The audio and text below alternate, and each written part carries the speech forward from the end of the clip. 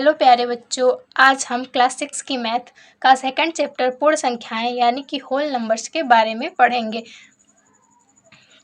तो इस चैप्टर की एक्सरसाइज को सॉल्व करने से पहले हम इस चैप्टर से रिलेटेड कुछ बेसिक कॉन्सेप्ट को समझ लेते हैं, क्योंकि ये इम्पॉर्टेंट होता है कि अगर हम कोई चैप्टर स्टार्ट कर रहे हैं तो उससे पहले उसके बारे में हमें पूरी नॉलेज होनी चाहिए, जिससे कि हमें एक्सरसाइज को सॉल्व करने में बहुत हेल्प होती है।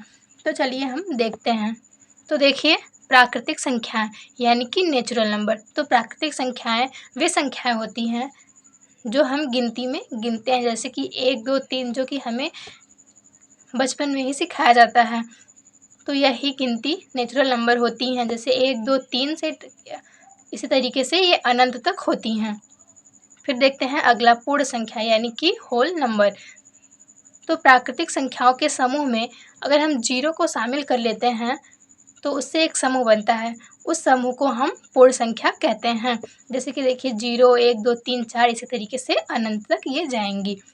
फिर देखिए हमारा है पूर्ण संख्या, एक परवर्ती है, दूसरा है पूर्ववर्ती। परवर्ती मतलब आगे की संख्या। आगे की संख्या मतलब जैसे हमारा ये 2 है तो 2 के आगे क्या आएगा, जैसे 2 के आगे क्या आएगा, 3, 3 के आगे क्या आएगा, 4। तो इसका मतलब ये कि आगे की संख्या। तो आगे की संख्या अगर हमें निकालनी है तो हम एक ऐड करके निकाल सकते हैं, यानी कि हम एक जोड़ दें उस संख्या में तो उससे आगे वाली संख्या हमें मिल जाएगी। तो जैसे देखिए 23 का परवर्ती हमें निकालना है तो क्या करेंगे, 23 में अगर हम एक जोड़ देते हैं तो हमें 23 का परवर्ती मिल जाएगा, यानी कि 24। तो 23 का परवर्ती क्या हो जाएगा, 24 हो जाएगा।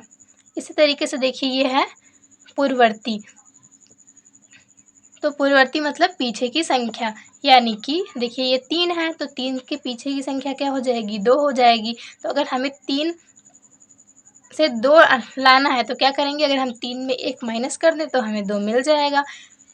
तो देखिए यहाँ दिया है, जैसे एग्जाम्पल में समझिए आप, 23 का पूर्ववर्ती हमें निकालना है तो 23 में से अगर हम 1 घटा देते हैं तो हमें 23 का पूर्ववर्ती मिल जाएगा। तो 22 हमारा 23 का पूर्ववर्ती हो जाएगा। चलिए हम अब आगे देख लेते हैं। ये है संख्या रेखा यानी कि नंबर लाइन। तो ये देखिए हमारी पूर्ण संख्या का संख्या रेखा है। पूर्ण संख्याओं से बनी रेखा को हम रेखा द्वारा संख्याओं को दर्शाते हैं। तो वही होती है हमारी संख्या रेखा। संख्या रेखा पे हम जैसे देखिए 0 हो गया, 1, 2, 3, 4, 5, 6, 7 इसी तरीके से ये इनफाइनाइट तक यानी कि अनंत तक जाएंगी।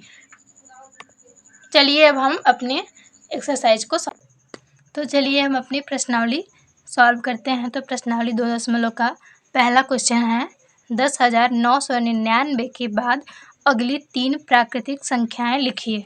तो हमें पता है कि प्राकृतिक संख्याएं क्या होती हैं। प्राकृतिक संख्याएं 1, 2, 3 से इसी तरीके से वो अनंत तक जाती हैं।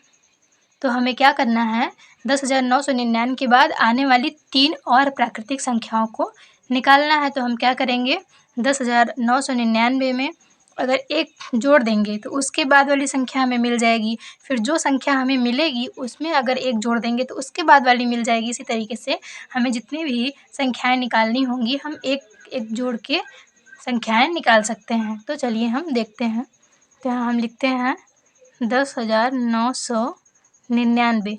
इसमें अगर हम 1 जोड़ देंगे तो देखिए कितना हो जाएगा, 9 1 10, 9 में 1 जुड़ेगा तो 10, 9 1 10 और यहाँ पे 1 हो जाएगा। तो देखिए हमें पहली संख्या मिल गई। अब हम क्या करेंगे, अब जो पहली संख्या हमें प्राप्त हुई है इसमें 1 और जोड़ देंगे तो हमें उसके बाद वाली संख्या मिल जाएगी। तो हम चलिए इसमें जोड़ते हैं। इसमें हम 1 जोड़ देंगे तो कितना हो जाएगा, 1 0 0 1 1। अब चलिए इसमें हम 1 जोड़ देते हैं तो ये हमें मिल जाएगा 2। तो देखिए 10,999 के बाद आने वाली 3 प्राकृतिक संख्याएं हमें मिल गई हैं। चलिए हम अगला देखते हैं। तो हमारा अगला क्वेश्चन है, 10,001 से ठीक पहले आने वाली 3 पूर्ण संख्याएं लिखिए। तो हमें पता है कि पूर्ण संख्याएं क्या होती हैं, 0 1 2 3 इसी तरीके से अनंत तक। तो हमें 10,001 से आने वाली पहले आने वाली हमें 3 पूर्ण संख्याओं को निकालना है। तो हम क्या करेंगे, हम अगर 1 1 घटाते जाए तो हमें संख्याएं मिलती जाएंगी। तो चलिए देखते हैं। तो हम पहली पूर्ण संख्या निकालते हैं। तो पहली पूर्ण संख्या तो यहाँ हो जाएगा 10,001 माइनस 1। तो यहाँ हो जाएगा 10,000। अब हम 10,000 में 1 निकालेंगे तो हमें दूसरी मिल जाएगी, दूसरी संख्या। तो हम यहाँ लिख देते हैं 10,000 माइनस 1। तो 10 में से 1 जाएगा तो 9, यहाँ बचा 9। तो ये हो गया 9,999। अब हम तीसरी निकाल लेते हैं। तो देखिए तीसरी क्या हो जाएगा। अब इसमें से हम 1 माइनस कर देंगे तो हो जाएगा 9 में से 1 जाएगा तो 8 हो जाएगा, यहाँ बचेगा 9 और 9। देखिए हमारा सेकंड क्वेश्चन भी सॉल्व हो गया है। तो चलिए हम इसके आगे करते हैं। तो देखिए यहाँ तीसरा क्वेश्चन है, सबसे छोटी पूर्ण संख्या कौन सी है। तो हमें पता है कि पूर्ण संख्याएं कहाँ से शुरू होती हैं। पूर्ण संख्याएं हमारी 0 से शुरू होती हैं। 0, 1, 2, 3 इसी तरीके से वो अनंत तक जाती हैं। तो सबसे छोटी पूर्ण संख्या क्या हो गई, हमारी 0 ही सबसे छोटी पूर्ण संख्या हो जाएगी। तो यहाँ हो जाएगा 0। 0 हमारी सबसे छोटी पूर्ण संख्या होती है। और देखिए यहाँ पे दिया है 32 और 53 के बीच कितनी पूर्ण संख्याएं हैं। तो हमें क्या करना है, 32 और 53 दिया है, इन दोनों के बीच की हमें पूर्ण संख्याएं ज्ञात करनी है कि इनके बीच कितनी पूर्ण संख्याएं होंगी। तो चलिए हम देखते हैं। तो जो सबसे बड़ी संख्या होगी उसमें से हम छोटी संख्या को घटाते हैं। अगर किसी संख्याओं के बीच की हमें पूर्ण संख्या ज्ञात करनी होती है तो हम क्या करते हैं, पहले दोनों संख्याओं को घटाते हैं, बड़ी में से छोटी को, फिर उसमें से 1 माइनस कर देते हैं तो हमें पूर्ण संख्याएं मिल जाती हैं। तो चलिए देखते हैं। तो यहाँ हम 53 माइनस 32 करेंगे तो कितना हो जाएगा, 3 में से 2 जाएगा तो 1, 5 में से 3 जाएगा तो 2। अब इसमें से हम 1 माइनस कर देंगे तो यहाँ हो जाएगा 20। तो इनके बीच की हमें पूर्ण संख्याएं मिल गई। कितनी पूर्ण संख्याएं हैं, 20। इसको हम एक तरीके से और कर सकते हैं। तो देखिए यहाँ 32 है और यहाँ पे 53 है। तो 32 और 53 को हम छोड़ देते हैं और इनके बीच की संख्याओं को लिख लेते हैं। तो चलिए देखते हैं। तो इसके बाद क्या आएगा,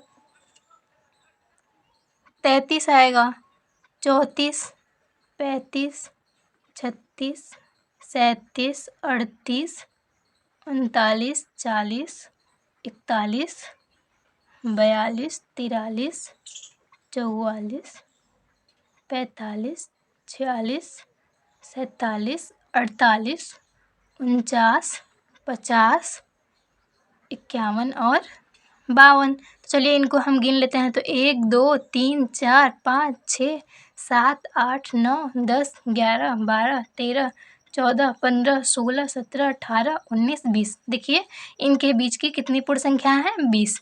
तो हम इसको इस तरीके से भी कर सकते हैं और इस तरीके से भी कर सकते हैं। तो चलिए हम अब अगला देखते हैं।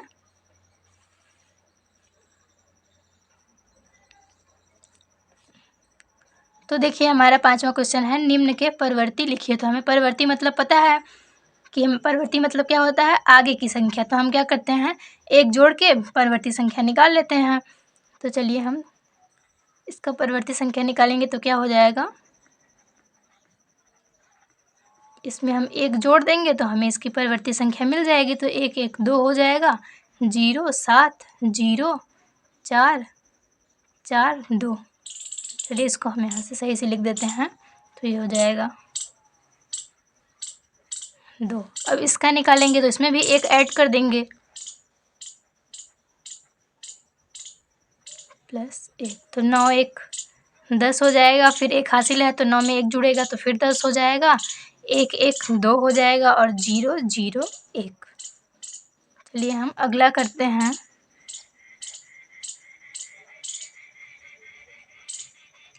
प्लस 1। तो 9 में 1 जुड़ेगा 10, 1 हासिल तो इसमें जुड़ेगा तो 10 हो जाएगा। फिर इसमें जुड़ेगा तो 10 हो जाएगा, यहाँ पे भी जुड़ेगा तो 10 हो जाएगा और यहाँ पे जुड़ेगा तो 10 हो जाएगा और यहाँ पे 0 में 1 जुड़ेगा तो 1 हो जाएगा और ये वाला 1, 1 हो जाएगा। चलिए अब हम इसका करते हैं। तो यहाँ हो जाएगा 7 0 प्लस 1, तो इसमें हम ऐड कर देंगे तो यहाँ 1 हो जाएगा। 7 6 5 4 3 2, तो देखिए ये हमारा हो गया है। चलिए हम अब अगला करते हैं। तो देखिए है निम्न के पूर्ववर्ती लिखिए। तो हमें पता है पूर्ववर्ती मतलब क्या होता है, यानी कि पीछे की संख्या। तो हम पीछे की संख्या कैसे निकाल सकते हैं, -1 करके उसके पीछे वाली संख्या निकाल सकते हैं। तो हम क्या करेंगे, देखिए यहाँ दिया है 94, तो इसका हमें निकालना है तो क्या करेंगे, 1 माइनस कर देंगे तो कितना हो जाएगा 93। चलिए अब इसका निकालते हैं। तो इसमें 1 माइनस कर देंगे तो यहाँ कितना हो जाएगा, 10 में 1 गया 9, यहाँ 9, यहाँ पे भी 9 बचेगा, 9 और 9। अब देखिए इसका करते हैं। तो यहाँ दिया है 2 0 8 0 9 0, तो -1 कर देंगे तो 10 में से 1 जाएगा तो 9 हो जाएगा, यहाँ पे बचेगा हमारा 8, तो यहाँ हो जाएगा 8। तो फिर देखिए यहाँ पे है 0, तो ये हो जाएगा 0 और यहाँ पे है 8 0 2। चलिए अब हम इसका निकालते हैं। तो 7 6 5 4 3 2 1 -1 इक्वल टू, तो 1 में 1 जाएगा तो 0 हो जाएगा, यहाँ पे है 2 3 4 5 6 7। तो चलिए देखें ये हमारा हो गया है।